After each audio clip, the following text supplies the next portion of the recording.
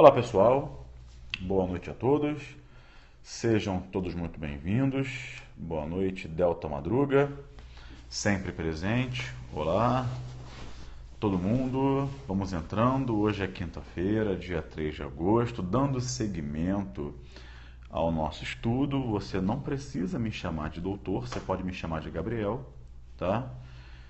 Vamos lá, pessoal do Paraná, Alex Petarli, meu aluno, Minas Gerais, Paraíba na área, Manaus, todo mundo entrando. São Paulo, Distrito Federal, Goiânia, um abraço pessoal de Goiânia. Meus amigos, vamos dar início? São Luís, estive lá em São Luís semana passada dando aula. Fortaleza, eu vou estar em Fortaleza no fim de semana agora dando aula, tá? Agora, sexta e sábado, eu estarei em Fortaleza dando aula. Um abraço para o pessoal de Anápolis. Que bom, bacana, João Pessoa. Pernambuco, Tocantins, Petrolina. Meus amigos, vamos, obrigado, começar o tema de hoje, que é um tema muito importante. Eu leciono direito penal de A a Z, mas hoje eu vou focar na leis especiais. Seu curso no fórum é ótimo, obrigado. Realmente o curso, reconheço que é um curso aprofundado, extenso, com muita informação, com muito raciocínio. Muito bem, então vamos lá. Vamos focar hoje no Estatuto do Desarmamento. Eu vou fazer aqui uma introdução e depois eu vou trazer algumas questões. Agora, é claro, do Estatuto do Desarmamento, ou Lei de Armas, você pode chamar também de Lei de Armas, o tipo penal que mais cai é o campeão de audiência em prova, é o porte de arma. Então, eu vou fazer uma pequena introdução ao Estatuto do Desarmamento e depois focarei algumas questões de posse, outras de porte, mas só questões polêmicas, questões que tem tudo para fazer, tudo para cair nas provas de vocês, tá bem? Vamos hoje até 10h25. E eu vou, os últimos 5 minutos, abro para pergunta, tá? Vamos evitar perguntar no meio, por quê? Porque senão corta o meu raciocínio e de quem está também anotando, atento à aula, enfim, tá? Os últimos, de 10h20 a 10h25, eu abro para questionamentos e perguntas, combinado? Então vamos lá. Em primeiro lugar, o Estatuto do Desarmamento, ele por excelência é uma norma penal em branco. Por quê? A todo momento, os tipos penais dizem arma de fogo, acessório e munição. Arma de fogo, acessório e munição. Mas não trazem esse conceito. Onde estão esses conceitos? Da mesma forma que o artigo 12 fala em arma de uso permitido, o artigo 14 fala em arma de uso permitido, o 16 fala em arma de uso restrito. Então, como é que vamos saber qual é a arma de uso proibido ou restrito e qual é a arma de uso permitido? Então, você vai precisar de complementos para os tipos penais. Em regra geral, a arma de uso proibido é uma arma de fogo de uso exclusivo das Forças Armadas. Como é que eu sei disso? Existem 2 decretos que regulamentam o Estatuto do Desarmamento. E esses decretos vão trazer o complemento. Arma de fogo, explosivo. O artigo 16, parágrafo único, em algum dos seus incisos, fala em explosivo. Então você buscará nesses decretos o conceito de explosivo. Que o STJ recentemente disse que gás de pimenta não é explosivo. Tá bem? Quais são os decretos? Para quem está anotando, decreto 5123/2004, vou repetir, decreto 5123/2004 e decreto 3665/2000. Então, os decretos 5123 de 2004 e o 3665 de 2000, eles vão trazer os conceitos de arma de fogo de uso permitido, restrito, acessório, explosivo. O explosivo, por exemplo, é um artefato que se desintegra formando partículas menores. É um artefato que se desintegra por uma súbita explosão, liberação de gases, e ele decompõe-se em pequenos fragmentos. Imagine uma granada, e a granada, quando estoura, ela forma pequenos fragmentos que são lançados ao ar, ela se decompõe. O STJ, recentissimamente, tem pouquíssimo tempo, disse que o gás de pimenta não se inclui nesse conceito. Olha que bela questão de prova. O agente foi flagrado portando gás de pimenta, né? Como chama granada, uma granada de gás de pimenta, mas é um tubo, tá? E foi denunciado pelo artigo 16. Por porte de explosivo, disse STJ, absolvo o réu, porque o gás de pimenta e o gás lacrimogênio não constituem explosivos. Por quê? Porque eles não explodem formando fragmentos pequenos. Eles não se decompõem em pequenos fragmentos que são lançados ao ar. Não. Apenas é uma substância química que é lançada sobre pessoas. Mas então, como o gás de pimenta, né, e o gás lacrimogênio não se decompõem em pequenos fragmentos que são lançados ao ar, o STJ disse que isso não se equipara a explosivo, não constitui, não configura explosivo. Olha que bela questão de prova, tá bem? E aí, em termos de competência, existe um órgão público pertencente ao Ministério da Justiça e, portanto, pertencente ao Poder Executivo Federal, que é o Sistema Nacional de Armas, chamado SINARME. O SINARME, Sistema Nacional de Armas, é um órgão integrante do Ministério da Justiça, que, por sua vez, é órgão integrante do Poder Executivo Federal. E aí eu te pergunto, de quem é a competência para processar ou julgar os crimes da lei de armas? Vejam, existe um órgão fiscalizador, o órgão que fiscaliza toda a movimentação de armas no Brasil é o SINARME, e é um órgão federal. Será que o fato de o SINARME, que regulamenta e fiscaliza a movimentação de armas no Brasil, ser um órgão federal, isso determina a competência na Justiça Federal? Eu digo isso pelo seguinte: o professor Damásio de Jesus entende que todos os tipos penais da lei de armas são de competência da Justiça Federal. E por qual fundamento? Ora, o órgão fiscalizador é o SINARME, que é um órgão federal. Se o órgão de fiscalização é um órgão federal, toda a competência para julgar os tipos da lei de armas é da Justiça Federal. Só que essa posição do professor Damásio é uma posição isolada. É só ele que defende isso. Prevalece largamente em doutrina, e é a posição da jurisprudência, que a competência, por fato de o SINARME ser um órgão federal, isso por si só não determina a competência na Justiça Federal. A competência será residual, tá bem, da Justiça Estadual. Agora, é claro, nas hipóteses constitucionais, fixa-se a competência na Justiça Federal. Quer um exemplo? Porte ilegal de arma de fogo em um local sujeito à administração pública federal. Imaginem vocês que o agente, mas tem que ser muito burro para fazer isso. Mas o agente porta uma arma de fogo ilegalmente dentro de uma delegacia de polícia federal. Já pensou? Não é? Ele portou uma arma de fogo ilegalmente dentro de uma delegacia de polícia federal. Nesse caso, existe violação a interesse ou serviço da União Federal, competente Justiça Federal. Quer outro exemplo? Porte ilegal de arma praticado a bordo de navio e aeronave. Então, a Constituição, no artigo 109, inciso 9, dispõe que qualquer crime praticado a bordo de navio ou aeronave são de competência da Justiça Federal. Pode acontecer também de um porte de arma de fogo dentro da Caixa Econômica Federal. Tudo bem? Ou então imagine só um crime. O agente vai ao INSS, que é uma autarquia federal, chega lá, já pensou, e não está longe de acontecer não. O agente chega lá, fala assim, vim me aposentar. Aí a pessoa olha, ih, meu senhor, sabe como é que é, né? Para o senhor se aposentar com as novas regras que estão vindo por aí, vai trabalhar mais uns 47 anos. O sujeito saca a arma e começa a disparar arma para o alto, dentro do INSS. Eu diria que não está longe disso acontecer, tá? Ou seja, disparo de arma de fogo dentro do INSS, ou seja, uma autarquia federal, viola-se interesse da União. Tá legal? Muito bem. Qualquer crime em aeronave, sim, tá? Constituição não faz diferença. Muito bem. Foro especial por prerrogativa de função, que é o tema da moda. O agente será julgado pelo seu foro independentemente de onde tenha praticado o crime.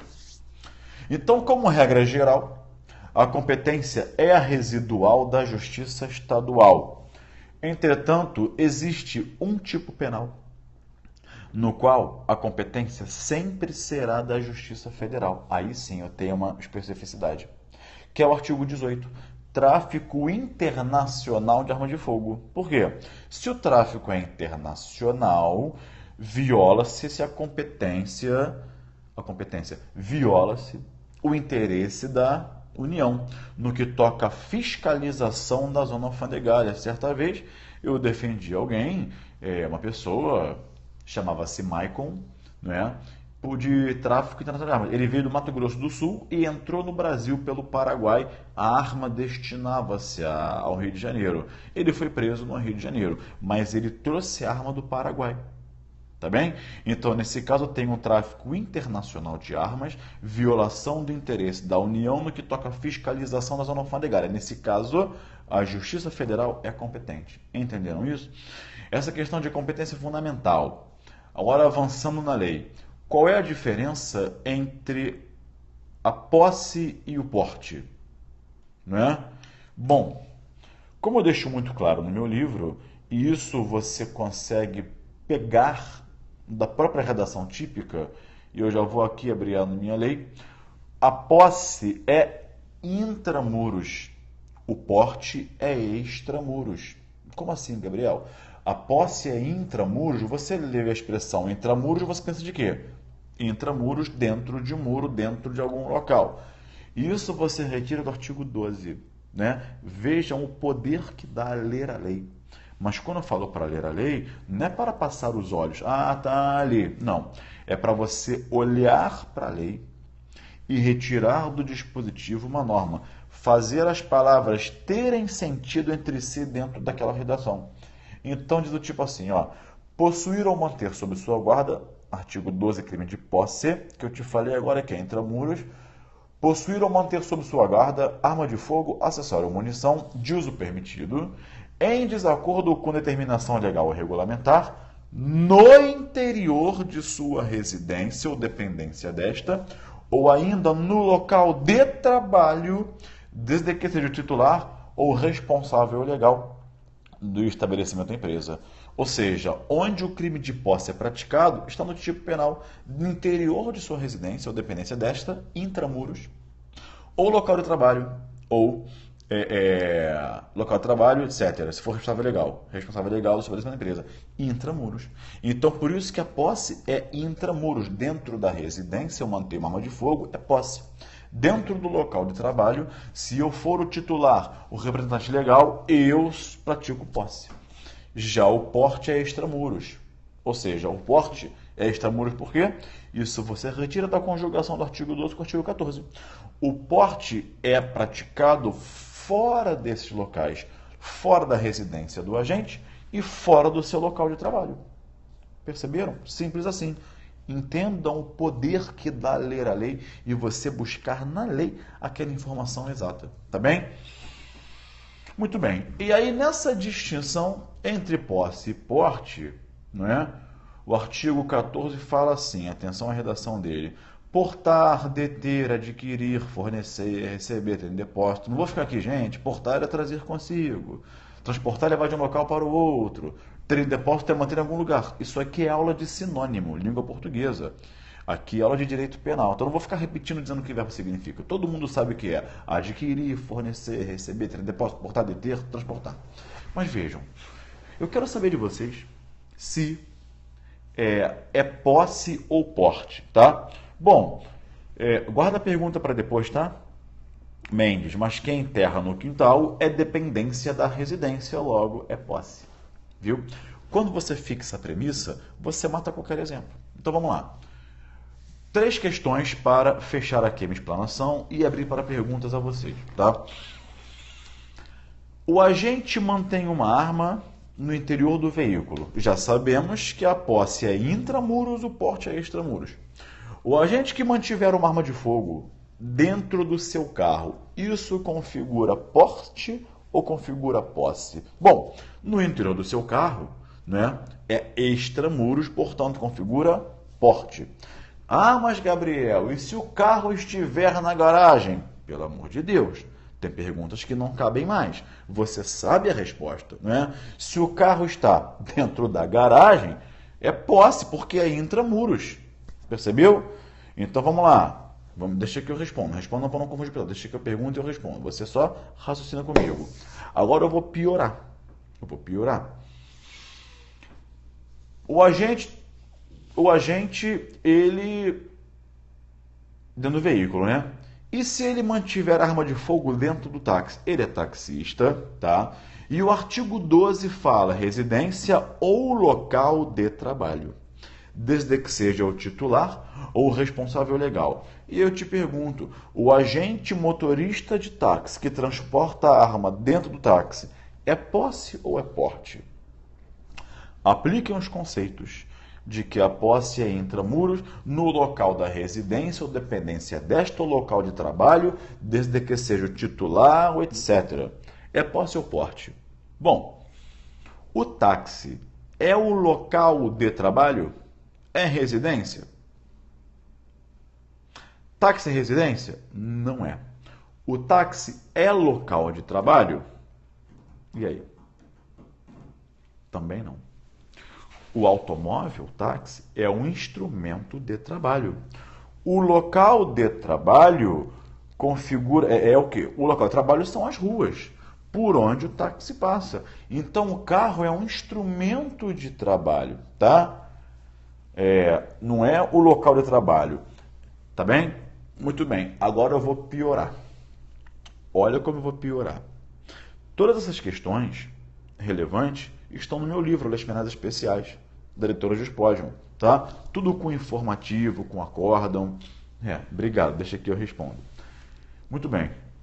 Ô Mendes, é você que estava na aula de sábado em São Luís? É você?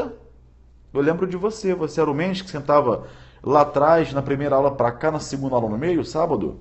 É você, Mendes, de barba? Isso, legal, lembrei de você. Tudo o que eu falava na aula em São Luís, impressionantemente, o Mendes respondia. Cara bom, estudioso. Agora eu vou piorar. O caminhoneiro transporta a arma dentro do caminhão. Aí piorou tudo. Por quê? Se for o veículo automotor, bom, tudo bem, porte. Se for o táxi, porte. E se for o caminhoneiro? Porque a pergunta é a seguinte: o caminhão é local de trabalho? E aí? O caminhão é local de trabalho? Vamos estabelecer aqui premissas de raciocínio. Aqui o raciocínio é igual ao taxista. O caminhão, portanto, não é local de trabalho. O local de trabalho são as estradas por onde o caminhoneiro dirige seu caminhão para fazer suas entregas, né? O caminhão é um instrumento de trabalho, igual ao táxi. Bom, então já não configura local de trabalho. Mas pode-se falar em residência? Será que o caminhão é a residência do caminhoneiro motorista? Porque você pensa, me ajuda a pensar, pensa comigo. O sujeito passa mais tempo no caminhão do que em casa. Tem tudo no caminhão. Tem sabonete, shampoo, escova de dente, pasta de dente. Tem lá computador, tem livro, tem jornal, tem toalha de banho, tem panela, comida, biscoito, tem tudo. É quase uma casa. Mas é residência? Tem cozinha, não é? É residência? E aí? Senhores, o caminhão não é residência. O caminhão é um instrumento de trabalho. A residência é o local onde ele mora com a família. É bem verdade que ele pode até passar mais tempo no caminhão do que em casa, mas isso não transforma aquele caminhão em local, em residência. Tá bem? Imagine você, quando ele vai preencher a declaração de imposto de renda, não dá a placa do caminhão, dá o endereço de casa. Residência, caminhão tal, Volkswagen, placa tal, chassi tal. Não, não, dá o endereço de casa, tá? Mas, Gabriel, eu já ouvi dizer em processo penal que mesmo lá no caminhão, ele tem a proteção constitucional da inviolabilidade domiciliar. Até pode ter. Isso é uma verdade? É uma verdade, pode ter. Mas essa inviolabilidade é uma questão de imunidade, garantia constitucional. Isso não faz com que o caminhão seja residência do agente. Entenderam isso? Tá bem? Então vamos lá. Eu abordei questões relevantes da lei. Tinha muito mais para dizer, mas hoje eu vou até 10h25 e disse que ia deixar uns 3 minutinhos para o final. Como passa rápido, né? Parece que comecei a falar há 3 minutos, mas já se passaram 23 minutos. Tá? Preocupei-me com as questões relevantes. Agora eu vou abrir para vocês por 3 minutos para perguntas. E o trailer? Bom, o trailer, se a pessoa engata o trailer, não, então vai receber. Fica tranquilo, Vitor, vai receber o Vadimecum, fica tranquilo, vai receber sim, tá? Qualquer coisa, manda e-mail para mim, se der o problema, tá? Porque geralmente acaba, aí tem nova tiragem. Vamos lá. Se não, manda e-mail para mim, Vitor, gabrielpenal@yahoo.com.br. Nem que eu te mande o Vadimecum, você vai receber. E o trailer? Bom, se aquela pessoa engata o trailer no carro e sai por aí vai passar o fim de semana.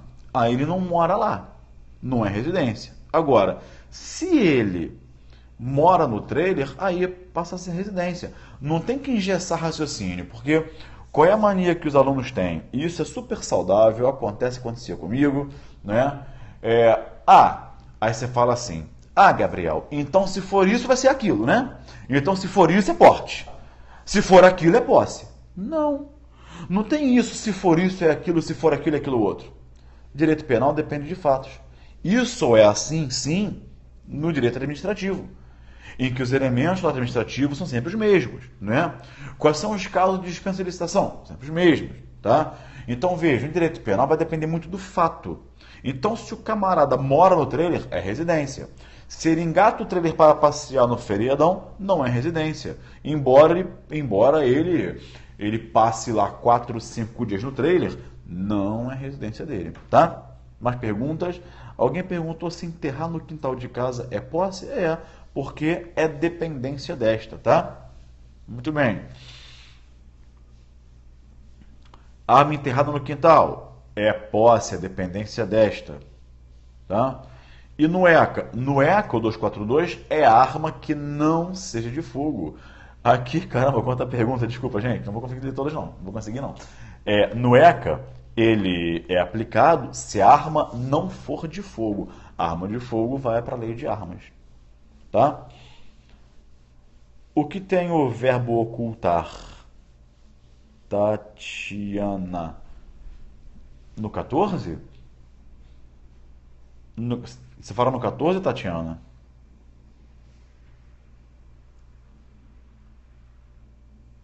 Ocultar. Isso. Mas veja, no 14 ele oculta extramuros. Ocultar dentro de casa é intramuros. Tá? Não. Residência, dizendo mais uma vez. Residência ou dependência desta. Ele mantém intramuros é posse. O 14 vai ser aplicado se ele ocultar em outro local extramuros. Tá?